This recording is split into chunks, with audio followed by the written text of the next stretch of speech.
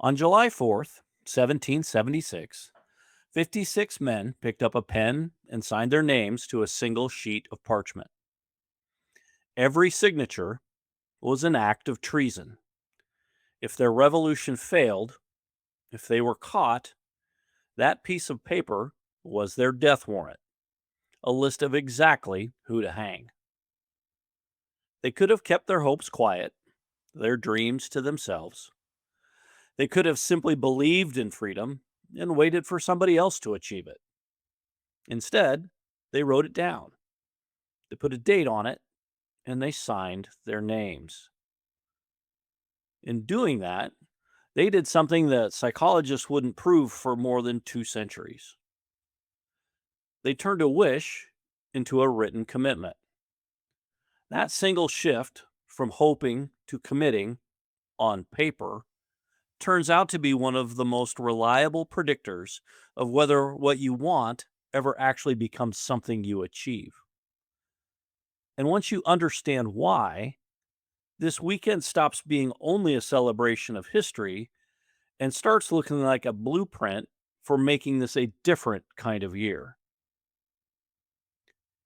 In 2015, a psychologist named Dr. Gail Matthews ran a study at the Dominican University in California. She gathered 267 people, entrepreneurs, artists, educators, lawyers from all over the world, and split them into groups. Some were asked to only think about the goals they wanted to achieve.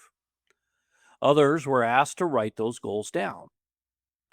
And a final group wrote them down, committed to specific actions, and sent weekly progress updates to a friend.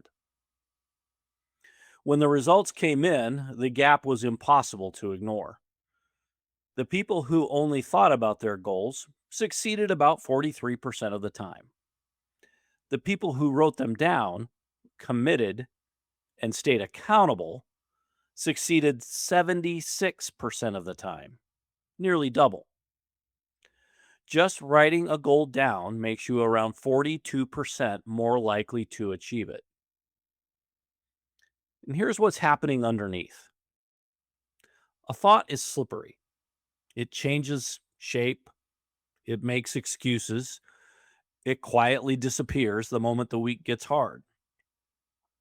But when you write it down and commit to it, it stops being a feeling and becomes a tangible thing, something with a date and edges and a witness. You've moved it out of the fog of intention and into the daylight of commitment.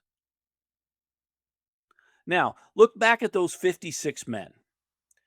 They didn't end their document with a hope. They ended it with a pledge. We mutually pledge each other, our lives, our fortunes, and our sacred honor.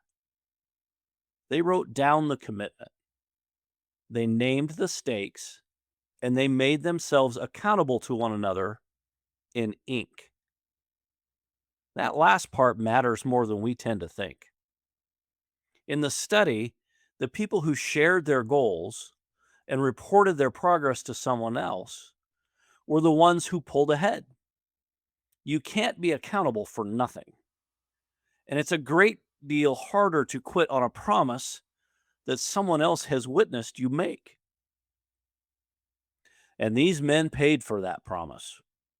5 of the signers were captured by the British, 12 had their homes burned to the ground. They understood the risks before they ever picked up the pen and put it to parchment. And they signed anyway. And this is the whole difference between wishing and committing. A wish costs you nothing. A pledge might cost you everything. There's an old story about 3 bricklayers. A traveler asks each one of them what they're doing. The first says, "I'm laying bricks." The second says, "I'm building a wall." The third one gets a wistful look in his eyes, looks up and says, "I'm building a cathedral." Same work, same bricks, but only one of them was building something worth pledging his honor to. The founders weren't just writing a complaint about taxes. They believed they were building a cathedral. And a pledge that's tied to a why that big is one you don't abandon when things suddenly become difficult or hard. Now, maybe your commitments feel smaller than a nation. Of course they are. But the mechanism is exactly the same. Whether it's your health, a business, a relationship you want to repair, or the year that you've just kept promising yourself, the mind responds to the same three things those men understood in 1776. Write it down, name your why, and don't carry it alone. So think about the change you've been carrying in your head, the one you've talked yourself out of quietly more than once, maybe over and over again for years. Right now, it's still just a thought, slippery, deniable, and easy to lose. It has never been written down. It has never been given a date. No one has ever watched you to commit to it. 250 years ago, freedom wasn't won on a single afternoon. It started with a decision to stop hoping and start signing. Your best year works the same way. Pick the one thing you want most, commit to a plan for it, give it a date, and tell one person who will hold you to it. Put a name to it. Because freedom, the real kind, always gets a signature.